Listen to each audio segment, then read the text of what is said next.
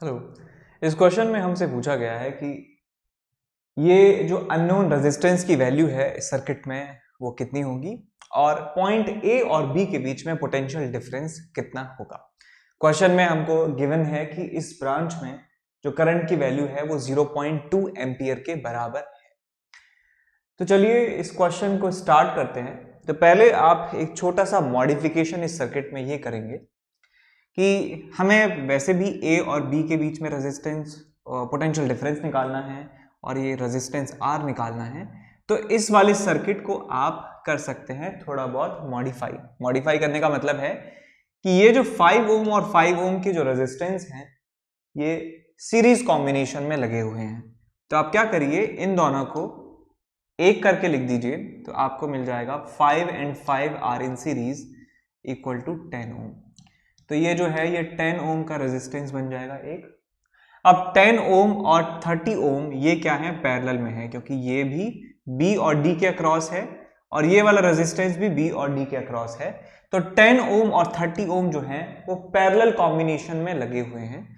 तो हम parallel combination के लिए फॉर्मूला इस्तेमाल कर सकते हैं 1/30 plus 1/10 is equal to 1/R equivalent. तो ये बन जाएगा आपके पास, यहाँ 30 आएगा LCM 1 plus 3, this is 1/R equivalent. तो यहाँ से आएगा R equivalent is equal to 30 divided by 4 is equal to 15/2 ओम।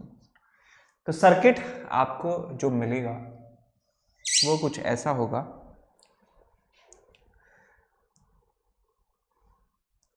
ये है 10 ओम, ये है आपका 2 वोल्ट, ये 6 वोल्ट है और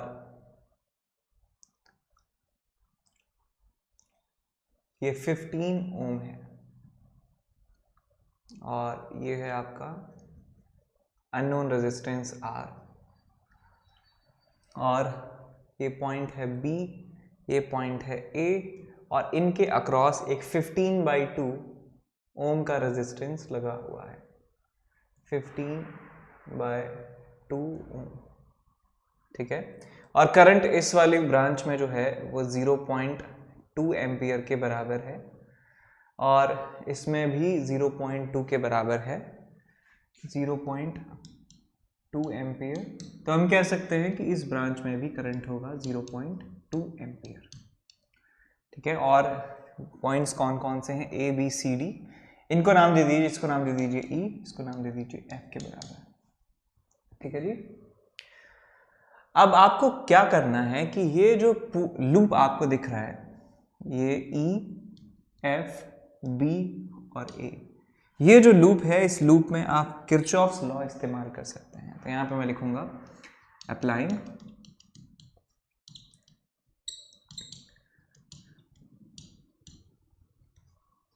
Kirchhoff's law in loop E F B A. E F B A वाले लूप में और लास्ट में ई, आप किरचॉफ्स जो लूप रूल है वो हम इस्तेमाल करने वाले हैं। देखिए ई से स्टार्ट कर रहा हूं मैं इस डायरेक्शन में। सो ई से यहां जाने में पॉजिटिव से नेगेटिव हमें पार करना पड़ रहा है बैटरी के टर्मिनल्स को। तो यहाँ पे आप लिखेंगे -2। उसके बाद करंट की डायरेक्शन में रेजिस्टर पार कर रहे हैं तो आपको मिलेगा -0.2 इंटू 10। उसके बाद बैटरी के नेगेटिव से पॉजिटिव टर्मिनल को पार कर रहे हैं तो आपको लिखना पड़ेगा +6। और उसके बाद यहाँ पे करंट आप मान लीजिए I के बराबर है और यहाँ मान लीजिए करंट जो है वो 0.2 -I के बराबर हो जाएगा। ठीक है, यहाँ पे बेसिकली करंट 0.2 एम्पियर आ रहा है इस जंक्शन पे और I करंट इस वाली यदि ब्रांच में जाएगा तो इस वाली ब्रांच में करंट होगा 0.2 -I। ठीक बात, क्लियर है। तो इसमें I करंट है, ये 15 ओम का रेजिस्टेंस है तो मैं यहाँ लिखूंगा -I इंटू 15। उसके बाद यहाँ से A पे पहुँच गए, A से E की तरफ जाएंगे तो -0.2 इंटू R लिखना पड़ेगा इज इक्वल टू 0। इसको थोड़ा सा आप सिंप्लीफाई कर लेंगे तो ये मिलेगा आपको -2 and this is also -2 -4 plus 6 2, so 2 is equal to, ये आ गया आपको 15 into I plus 0.2 into R, equation number 1 ये आपको यहाँ से मिल जाएगी। उसके बाद जो हमारा ये लूप है बेटा A, B और A, इस लूप के लिए हम किरचॉफ्स लॉ यूज करेंगे। Applying loop rule in loop A B A में हम ये इस्तेमाल करने वाले हैं। तो देखिए A से B जब जाएंगे तो करंट के ऑपोजिट जा रहे हैं, तो यहाँ पे लिखेंगे +15 into I। उसके बाद B से A जा रहे हैं इस रजिस्टर के अक्रॉस करंट की डायरेक्शन में, तो आएगा -0.2 I into 15/2 is equal to 0, equation number 2। अब इन दोनों इक्वेशंस का इस्तेमाल करके हमें दो वैल्यूज निकालनी है, एक I की वैल्यू और एक R की वैल्यू, ये दोनों हमें कैलकुलेट करनी है। तो देखिए पहली इक्वेशन है हमारे पास 2 is equal to 15I, sorry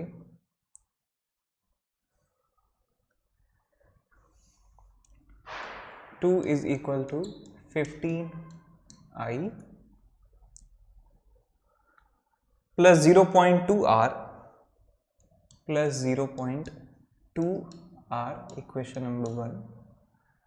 दूसरी इक्वेशन है हमारे पास 15I minus 0.2 minus I into 15/2 is equal to 0। ये थी इक्वेशन, एक बार चेक कर लेते हैं। 15I minus 0.2 minus I into 15/2 is equal to 0। ये है हमारे पास इक्वेशन नंबर 2। इनको हमें सॉल्व करना है, तो सेकंड वाली को थोड़ा सिंप्लीफाई कर लेंगे तो आपको मिलेगा 15I माइनस ये बनेगा 1.5 और ये बनेगा plus 15I/2 is equal to 0। So 15 plus 15/2 ये बन जाएगा 45/2 I इज इक्वल टू 1.5। तो I की वैल्यू आपको मिल जाएगी 3/45, तो बन जाएगा 1/15 एम्पियर। तो करंट की वैल्यू आपको मिल गई। इस करंट की वैल्यू को आप यहाँ पे पुट कर देंगे तो आपको मिल जाएगा 2 is equal to 15 into 1/15 plus 0.2 into R। So 15 से 15 गया, आपको मिलेगा 1 is equal to 0.2 into R। यहाँ से मिलेगा आपको R is equal to 5 ohm. R is equal to 5 ohm आपको मिल जाएगा। ठीक बात। अब हमें कैलकुलेट, एक तो अननोन रेजिस्टेंस कैलकुलेट करना था जो कर दिया। अब हमें एक और चीज़ पूछी गई थी कि ए और बी के लिए जो पोटेंशियल डिफरेंस है वो कितना होगा। तो इस ब्रांच को आप ध्यान से देखिए, बी और ए को, बी और ए यहाँ पे, ये बी है ये ए है, बी ए, इनके बीच में 15 ओम का रेजिस्टेंस लगा हुआ है और इसमें करंट जा रहा है आई के बराबर। तो ये मतलब क्या है इसका कि ये आपकी पॉइंट है बी, यहाँ एक रेजिस्टेंस है 15 ओम का, ये वाला पॉइंट है ए और इसमें करंट जा रहा है I is equal to I which we have calculated 1/15 ampere. तो देखिए करंट की डायरेक्शन में पोटेंशियल डिक्रीज होता है, तो हम ओम्स लॉ यहाँ पे लगा सकते हैं, VB minus VA is equal to I into R which is 1/15 into 15। So 15 से 15 गया, आपके पास आया 1 वोल्ट। तो आंसर होगा VB minus VA is equal to 1 volt. ठीक है, चलिए। तो इस क्वेश्चन में आपको दिया हुआ है कि दो सेल्स हैं, एक का EMF है E1, एक का है E2, इसका इंटरनल रेजिस्टेंस R1 और इसका इंटरनल रेजिस्टेंस R2 है।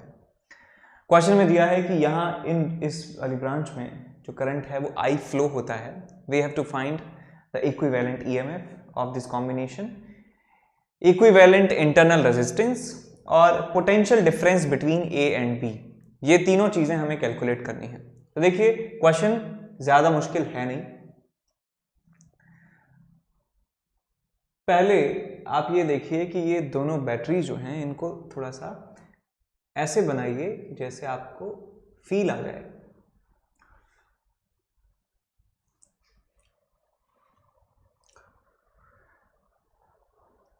तो ये कुछ ऐसे,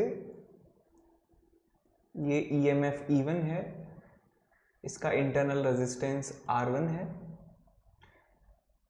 दूसरी बैटरी का EMF E2 है और इसका इंटरनल रेजिस्टेंस है बेटा R2 के बराबर। यहाँ करंट I फ्लो हो रहा है, यहाँ से करंट I जा रहा है, ये वाला जो पॉइंट है ये B है, ये वाला पॉइंट जो है ये A है। तो देखिए ये दोनों बैटरी जो हैं ये पैरेलल कॉम्बिनेशन में लगे हुए हैं, सेल जो हैं पैरेलल कॉम्बिनेशन में लगे हैं। तो हम जानते हैं, तो यहाँ लिखेंगे because as we can see that both cell are in parallel combination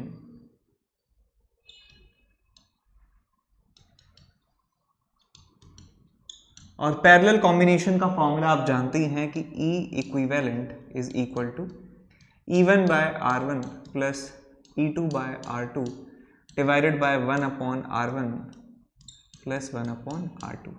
देखिए ये वाली बैटरी जो है, ये वाली बैटरी जो है, दोनों की पोलैरिटी एक जैसी है, तो इन दोनों को हम यहाँ जो है इन दोनों को ऐड कर देंगे।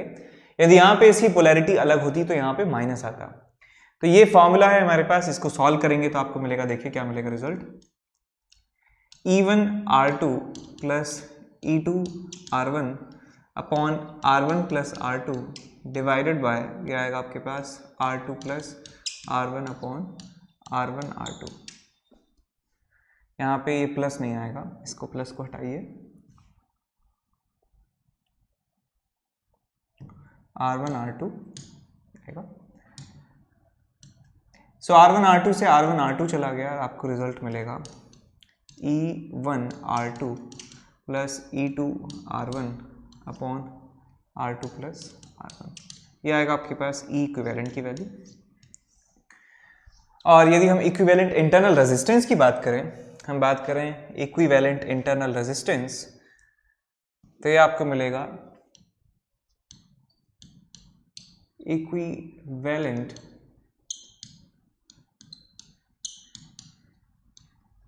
Internal resistance small r equivalent, इसका फॉर्मूला होता है 1 upon r equivalent is equal to 1 upon R1 plus 1 upon R2। तो बन जाएगा आपके पास 1 upon r equivalent is equal to, यहाँ पे R1 R2 एलसीएम ले लेंगे तो आपको मिल जाएगा यहाँ से R2 plus R1। So r equivalent will be equal to R1 into R2 upon R1 plus R2। ये बन जाएगा आपका R इक्विवेलेंट। अब E इक्विवेलेंट का मतलब हमने आपको समझा रखा है कि इन दोनों बैटरीज की जगह हम एक सिंगल बैटरी लगा सकते हैं जिसका EMF होगा E इक्विवेलेंट के बराबर और रेजिस्टेंस होगा R इक्विवेलेंट के बराबर। इसका मतलब उस डायग्राम की जगह हम ये ऐसे एक डायग्राम बना सकते हैं जिसमें बैटरी का EMF E इक्विवेलेंट और उसका इंटरनल रेजिस्टेंस R इक्विवेलेंट होगा। ये एंड है B आपका, ये एंड है आपका A, ये है करंट इसमें I। एक बार A और B देख लें सही लिखे हैं क्या, ये B है ये A है, करंट इस तरह से है। तो मैंने आपको टर्मिनल वोल्टेज नाम की क्वांटिटी लिखवाई थी, टर्मिनल वोल्टेज।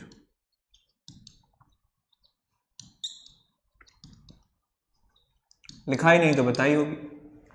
तो terminal voltage VA minus VB, ये क्या होता है कि कोई भी इलेक्ट्रिकल डिवाइस है उसके दोनों जो टर्मिनल्स हैं उनके बीच में जो पोटेंशियल डिफरेंस है that is called terminal potential difference या टर्मिनल वोल्टेज। तो बैटरी का ये टर्मिनल है, ये पूरा बैटरी है, ये इसका इंटरनल रेजिस्टेंस है, this is whole battery, this is a whole entity, एक एंटिटी है ये पूरा। इसके दो टर्मिनल A और B, इनके अक्रॉस जो पोटेंशियल डिफरेंस है VA माइनस VB, और जब वो एंटिटी सेल होता है तो फॉर्मूला होता है E माइनस IR। तो ये होगा आपके पास E equivalent minus I into R equivalent. देखो भाई याद रखो ये दो इसमें मोड होते हैं कॉन्सेप्ट। यदि बैटरी ऐसे है जिसका EMF E, इसका रेजिस्टेंस R और करंट ऐसे जा रहा है इसमें, तो जो टर्मिनल वोल्टेज होता है, ये ए है ये बी है, तो टर्मिनल वोल्टेज होता है बेटा E माइनस आई आर। लेकिन यदि करंट की डायरेक्शन बदल जाती है, स्मॉल आर ई, करंट की डायरेक्शन ऐसे है, तो टर्मिनल वोल्टेज की वैल्यू हो जाती है V A minus V B is equal to E plus I R. तो ये दो मोड होते हैं बेटा। यदि देखिए करंट की डायरेक्शन ऐसे है, तो इसका मतलब क्या है कि बैटरी से हम एनर्जी ले रहे हैं और इसे डिस्चार्जिंग ऑफ बैटरी कहा जाता है। जब बैटरी को डिस्चार्ज करते हैं तो इसमें से करंट लिया जाता है, current is drawn from the battery in case of discharging. तो पहला वाला केस ये डिस्चार्जिंग का है। सेकेंड वाले केस में हम बैटरी को ही एनर्जी सप्लाई कर रहे हैं, बैटरी को हम करंट सप्लाई कर रहे हैं, तो ये चार्जिंग ऑफ बैटरी इस मोड को कहा जाता है। तो ये डिस्चार्जिंग ऑफ बैटरी है बेटा, पहला वाला है डिस्चार्जिंग, और ये वाला है charging of battery, charging of battery. ठीक बात। तो इस डायग्राम में देख के बताइए चार्जिंग है या डिस्चार्जिंग है। तो ये जो पहला वाला मोड है और ये जो है ये मैच खा रहे हैं। So this is discharging of battery. तो डिस्चार्जिंग की कंडीशन में जो टर्मिनल वोल्टेज होता है वो E equivalent minus I into R equivalent के बराबर होता है। तो ई इक्विवेलेंट आप निकाल चुके हैं ऑलरेडी। ई इक्विवेलेंट कितना था, E1R2 प्लस E2R1 लिख लेंगे यहाँ पे आगे। तो यहाँ से VA माइनस VB आपको मिल जाएगा E1R2 plus E2R1 divided by R1 plus R2। ये क्या है आपका E इक्विवेलेंट, माइनस करंट है I और R इक्विवेलेंट की वैल्यू है R1 R2 upon R1 plus R2। ये होगा आपका terminal voltage VA minus VB।